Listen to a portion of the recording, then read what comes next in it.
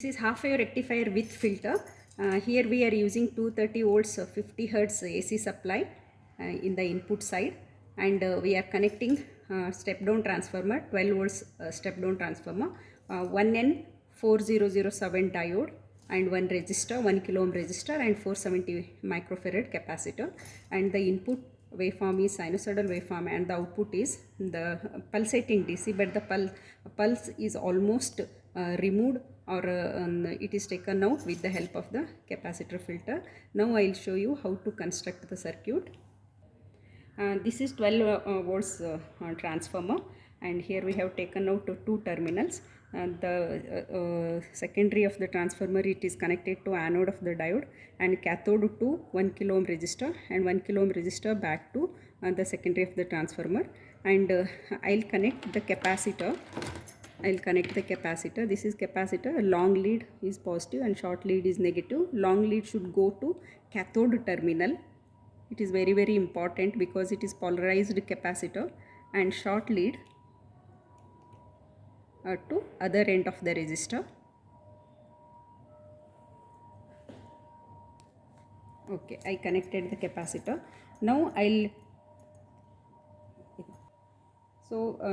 to see the input waveform, you should keep your CRO in a AC mode.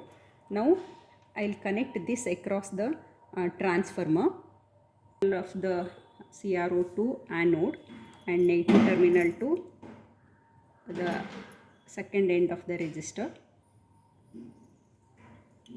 Now we will check the waveform. This is our input waveform.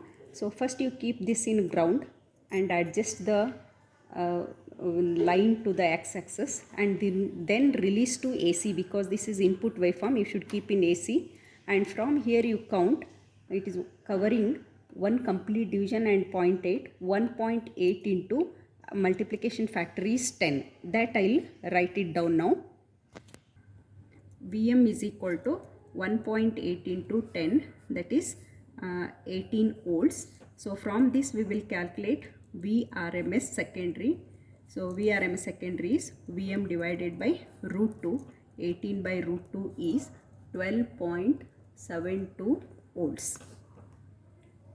In order to get the output, first we will connect the CRO across the capacitor or across the load resistor.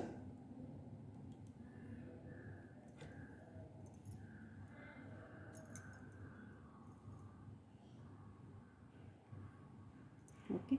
Now we will keep the multimeter in DC mode, and we will measure the voltage, DC voltage across the resistor.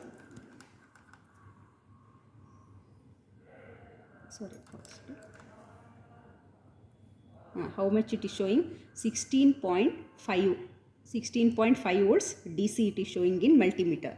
Let us write this in a tabular column. So this I have made two columns, VDC theoretical value and practical value. Practical value I got as 15.5 volts. So theoretical value we will calculate. VDC theoretical is Vm minus Vr peak to peak by 2 volts. Vm just now we calculated from the input waveform, it is 18 volts. Vr peak to peak we will measure in the CRO now. First you keep the knob in a ground, and then you release it to DC.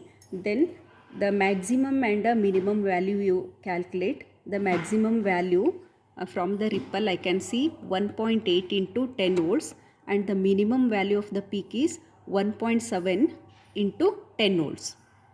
So from this I will calculate 1.8 into 10 volts minus 1.7 into 10 volts, that is 18 volts minus 17 volts, that is 1 volt. Vr peak to peak is 1 volt. That I will substitute here. 1 volt divided by 2. So 18 minus 0.5. It is 17.5 volts VDC theoretical value. I will write here 17.5 volts theoretical value. Now we will calculate the ripple factor theoretical value.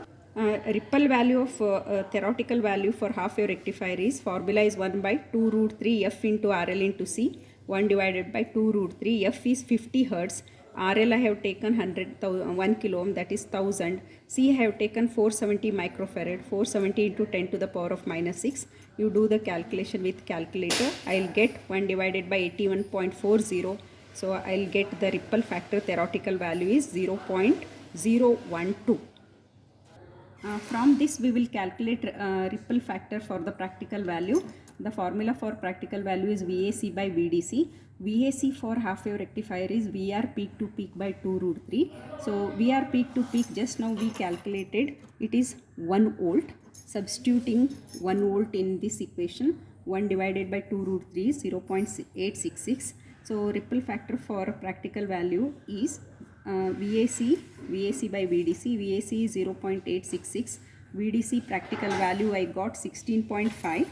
Practical value I got 16.5. That I'll substitute here. So I'll get 0.05. Theoretical value I got 0.012.